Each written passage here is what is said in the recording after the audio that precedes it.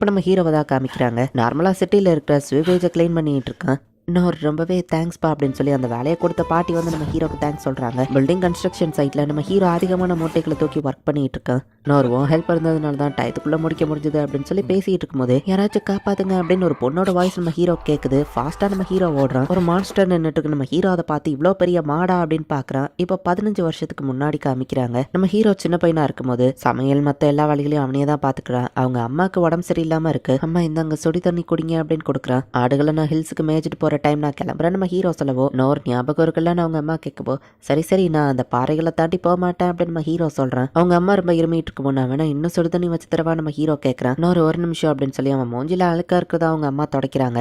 Sorry உனக்காக என்னால் எதுவும் பண்ண முடியல, பட் நீ ஆசைப்பட்ட லைஃபை நீ வாழனோர் அப்படின்னு சொல்லி அவங்க அம்மா சொல்கிறாங்க. நைட்டு நம்ம ஹீரோ இன்க்ரீடியன்ஸ் எல்லாம் ரெடி பண்ணி அவங்க அம்மாக்காக சோப்பை ரெடி பண்ணிட்டு இருக்கான். பட் சோப்பை நம்ம ஹீரோ போய் கொடுத்தா அவங்க அம்மா ஆல்ரெடி இறந்து போயிட்டாங்க. அவங்க அப்பாவோட கல்லறை பக்கத்துலேயே நம்ம ஹீரோ அவங்க அம்மாவுக்கு ஒரு கல்லறையை ரெடி பண்ணுறான். அப்பா அம்மா 2 பேருமே இல்லாமல் தனியாக தான் நம்ம ஹீரோ இப்போ வளர்ந்துட்டு இருக்கான். எல்லா வேலைகளையுமே நம்ம ஹீரோ தனியாகவே மேனேஜ் பண்ணிக்கிறான். இப்படியே நம்ம ஹீரோ லைஃப் நார்மலாக போயிட்டு இருக்கு. என்னதான் இருந்தாலும் நம்ம ஹீரோ தனிமையில் இருக்கிறது அவனுக்கு ஒரு மாதிரி இருக்கு. அப்போ ஒரு நாள் நம்ம ஹீரோ ஷெல்ஃப்ல எதையோ தேடிட்டு இருக்கான். அப்போ கீழே விழுறப்போ சின்ன வயசுல அவன் படிச்ச புக்கு கண்ணில் படுது. இன்னொரு தூங்குறதுக்கான டைம். அப்பா அவனுக்கு கதை சொல்லட்டுமா, இன்னைக்கு அட்வென்ச்சரர் கதை சொல்ல போறேன். ஒரு அட்வென்ச்சரர் ரொம்ப ஸ்ட்ராங்காக இருந்தான். தான் ஸ்வாடை வச்சு டிராகனையே அவன் கொண்டான். மேஜிக்கை யூஸ் பண்ணி எல்லாருக்கும் ஹெல்ப் பண்ணான். 100 கிங் கிட்ட இருந்து சாக வரம் பெற்றான். வீக்கானவங்களை ஈவல் கிட்ட இருந்து ப்ரொடெக்ட் பண்றதுக்காக அந்த அட்வென்ச்சரர் என்ன வேணா பண்ணான். அட்வென்ச்சரர்னா தான் ஃப்ரெண்ட்ஸ்க்காக உயிரை கூட கொடுப்பாங்க, அதுதான் அட்வென்ச்சரர் அப்படின்னு சொல்லியிருப்பாங்க. நான் உனக்கு பிடிச்ச லைஃபை வாழணும் அவங்க அம்மா சொன்னதை நம்ம ஹீரோ யோசிச்சுட்டு நான் அட்வென்ச்சரர் ஆகணும் அப்படின்னு ஆடு மாடுக்கெல்லாம் நிறைய தேவையான சாப்பாடை வச்சுட்டு அம்மா அப்பா ஃபர்ஸ்ட் டைம் நான் அந்த டவுனை விட்டு வெளியே போக போகிறேன், நான் ஒரு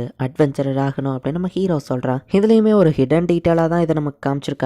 பட் நம்ம ஹீரோ ஒரு பேரியருக்குள்ளேயே தான் இத்தனை நாள் வளர்ந்துருக்கான். ஃபர்ஸ்ட் டைமாக அந்த பேரியரை விட்டு நம்ம ஹீரோ வெளியே போகிறான்.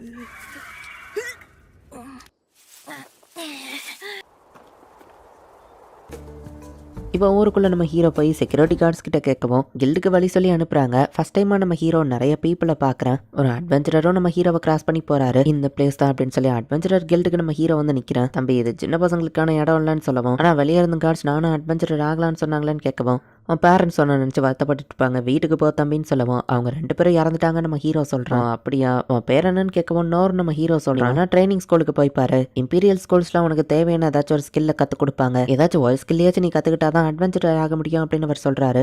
ஸ்ட்ராங்கான அட்வென்ச்சரர்ஸ் டிராகனையே ஒரே வெட்டில வெட்டியிருக்காங்கன்னு கேள்விப்பட்டேன். அப்படி நம்ம ஹீரோ ஸ்வார்ட்ஸ்மேன்ஷிப் கிளாஸ்க்கு போறான். எல்லாருமே மேஜிக் ஸ்வாட் அவேக்னிங் பண்றாங்க. பட் 3 மாசம் தாண்டியா நம்ம ஹீரோக்கு மட்டும் எதுவும் நடக்கல. நான் போதும்னு இன்ஸ்ட்ரக்டர் சொல்லவும் இல்ல நான் இன்னும் ட்ரை பண்றேன் நம்ம ஹீரோ சொன்னா. ஸ்வாட்ல பேரி பண்ற டெக்னிக்கை மட்டும்தான் கத்துக்கிட்ட, ஸ்வாடை யூஸ் பண்றதுக்கான பாதை உனக்கானது இல்ல, மேபி உனக்கு வேற ஏதாச்சும் ஸ்கில் செட் ஆகலாம், வேற ஸ்கூல்ல ட்ரை பண்ணி பாருன்னு அவர் சொல்றாரு. வாரியர் நான் ஸ்ட்ராங்கா மாதிரி என் ஃப்ரெண்ட்ஸ்க்கு ஒரு ஷீல்டா இருப்பேன் அப்படின்னு நம்ம ஹீரோ போய் ட்ரை பண்ணா. உன்னோட பிசிக்கல் அபிலிட்டி கொஞ்சம் இம்ப்ரூவ் ஆயிருக்குதான், பட் மற்றபடி உனக்கு இதுக்கான டேலண்ட் இல்லை, நீ வேற ஸ்கூலுக்கு போன்னு சொல்லவும் ஆர்ச்சரி ட்ரை பண்றான். அவனால அதை ஹேண்டில் பண்ண முடியலன்னு அனுப்புறாங்க. தீஃப் கிளாஸை ட்ரை பண்ணா. ஸ்பைக்கான ஒரு ஸ்கில்லாச்சும் உன்ட்ட இருக்கணும். ரிடக்ஷன் மேஜிக்கு கூட உன்னால யூஸ் பண்ண முடியல, இதுவும் உனக்கு செட் ஆகாதுங்கிறாங்க. இவ்வளவு நாள் ஆகியும் டைனி ஃபிளேம் தான் உன்னால கிரியேட் பண்ணி முடிஞ்சிருக்கா, மேஜிக்கும் உனக்கு செட் ஆகாதுன்னு அனுப்பி விடுறாங்க. கிளரிக்குங்கிற சர்ச் பொசிஷனை நம்ம ஹீரோ ட்ரை பண்றான். காடோட பிளஸிங் இல்லாம லோ ஹீல மட்டும் தான் உன்னால யூஸ் பண்ண முடியுது, அது சின்ன கிராச்சஸ் மட்டும் தான் ஹீலிங் பண்ணும், சாரி இது உனக்கு செட் ஆகாதுன்னு அனுப்பி வைக்கிறாங்க. எல்லா ஸ்கூல்லயும் 3 மாசம் ட்ரைனிங் எடுத்து ஒரு ஸ்கில் கூட உனக்கு இல்லையா, சாரி உன்னால அட்வென்ச்சரர் ஆக முடியாது அப்படின்னு அனுப்பி வச்சிருந்தாங்க. எந்த டேலண்ட்டுமே இல்லை. நம்ம ஹீரோ திரும்ப வீட்டுக்கே வந்துருந்தான். அம்மா அப்பா நான் திரும்ப வந்துட்டேன், மேபி எனக்கு டேலண்ட் இல்லாமல் இருக்கலாம், ஆனால் முடிஞ்சளவு நான் ஹார்ட் ஒர்க் பண்ணி ட்ரைனிங் எடுப்பேன், கண்டினியூஸாக நான் ப்ராக்டிஸ் பண்ண ஒரு ஸ்கில்லாச்சும் அவேக்கனிங் ஆகாது அப்படின்னு நம்ம ஸ்மார்ட் ட்ரைனிங்கில் கற்றுக்கிட்டேன். அந்த பாறை டெக்னிக்கே நம்ம ஹீரோ வந்து திரும்ப ப்ராக்டிஸ் பண்ணுறான். இப்போ 1 வருஷம் கழிச்சு காமிக்கிறாங்க. ஒரே அட்டாக்ல 10 ஸ்வாடை நம்ம ஹீரோவால் தடுக்க முடியுது. 3 வருஷம் கழிச்சு காமிக்கிறாங்க.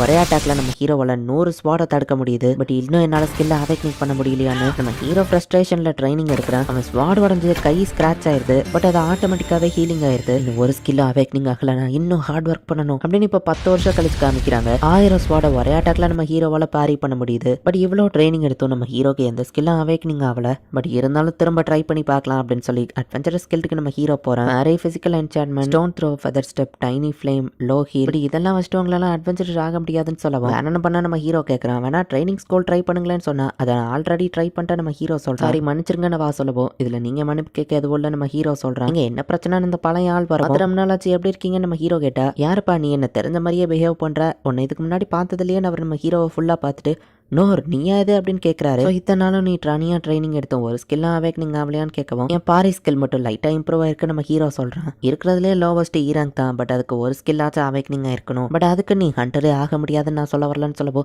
அப்படின்னா நான் ஹண்டர் ஆக முடியுமா நம்ம ஹீரோ கேட்கறான். ஈராங்க்குக்கும் கீழே ஒரு ரேங்க் இருக்கு, அதுதான் எஃப் ரேங்க். பட் அதுக்கு கண்டிஷன் இருக்கு, மான்ஸ்டர் கூட ஃபைட் பண்ணக்கூடாது, டாஸ்க்ல எல்லாம் இன்வால்வ் ஆகக்கூடாது, அந்த மாதிரி வாழலாம் காசு இல்லாத பெக்கர்ஸ்க்கு தான் சூட் ஆகும் அப்படின்னு அவர் சொன்னா. நான் இதை பண்றேன் அப்படின்னு நம்ம ஹீரோ சொல்றேன். சரிந்தா எஃப் ரேங்க் அட்வென்ச்சரர் லைசன்ஸ் அப்படின்னு அவர் கொடுக்குறாரு. ஒரு வழியா அட்வென்ச்சரர் ஆயிட்டோம் நம்ம ஹீரோ ஹாப்பியா. பிசிக்கல் என்ஹான்ஸ்மெண்ட் யூஸ் பண்ணி வெயிட்டான விஷயங்களை டெலிவரி பண்றது, ஃபர்தர் ஸ்டெப்பை யூஸ் பண்ணி ஃபாஸ்டா மூவ் ஆகுறது, அடிப்பட்ட காயத்துல நம்ம ஹீரோ தனக்கு தானே லோ ஹீல யூஸ் பண்ணிக்கிறான். இப்படியே நம்ம ஹீரோ சின்ன சின்ன வேலைகளை பார்த்துக்கிட்டு இருக்கான். பட் அதே நேரத்துல நம்ம ஹீரோ ட்ரைனிங்கையும் எடுத்துக்கிட்டு இருக்கான். நம்ம ஹீரோ தனத்தானே வீக் அப்படின்னு நினைச்சுக்கிறான். நம்ம ஹீரோ யூஸ் பண்ற ஸ்கில் எல்லாம் பேசிக் ஸ்கில்ங்கிறதுனால மத்தவங்களும் நம்ம ஹீரோவை வீக்னு நினைச்சுக்கிறாங்க. இப்போ அப்படியே நமக்கு ஃபர்ஸ்ட் காமிச்ச சீன் வருது. அந்த ஸ்வேவேஜை நம்ம ஹீரோ கிளீன் பண்ணிட்டு கன்ஸ்ட்ரக்ஷன் சைட்ல ஒர்க் பண்ணிட்டு இருக்கான். இன்னொரு நீ இல்லாம இதை ஷெட்யூலுக்கு எங்களால முடிச்சிருக்க முடியாது அப்படின்னு பேசிட்டு இருக்கும்போது யாராச்சும் காப்பாத்துங்க அப்படின்னு ஒரு பொண்ணோட வாய்ஸ் கேக்குது. ரொம்ப தூரத்துல இருக்கிறதுனால அது மத்த யாருக்கும் கேட்கல. அங்க ஒரு மான்ஸ்டர் நிக்குது. புக்ல தான் நான் பாத்துருங்க, பட் நேர்ல மாடுகள்லாம் இவ்வளவு பெருசாவா இருக்கும் நம்ம ஹீரோ பாக்குறான். ஒரு பொண்ணு மாட்டிக்கிட்டு இருக்கா, அவளை ப்ரொடெக்ட் பண்றதுக்கு சோல்ஜர்ஸ் ட்ரை பண்றாங்க. பட் கண்ணமிக்கிற செகண்ட்ல அந்த மான்ஸ்டர் வந்து அந்த காடை கொன்றுது. நீங்க ஓகே தானா நம்ம ஹீரோ போய் பார்த்தா அவன் ஆல்ரெடி செத்துட்டான். மத்தவங்களும் தேவையில்லாம ட்ரை பண்ணிட்டு இருக்காங்க, சாக போறாங்க. நம்ம ஹீரோ பாக்குறான். எல்லாரையும் அந்த மான்ஸ்டர் இன்ஸ்டன்டா கொன்னுட்டு அந்த பொண்ணு பக்கமா போகவும் ஸ்டோன் த்ரோ டெக்னிக்கை நம்ம ஹீரோ யூஸ் பண்ணி அதை தான் பக்கம் திருப்புறான். நம்ம ஹீரோ ஃபெதர் ஸ்டெப்பை யூஸ் பண்ணாம நார்மல் ஸ்பீட்ல ஓடுறான். அதுவும் நம்ம ஹீரோ பின்னாடியா துரத்திட்டு வருது.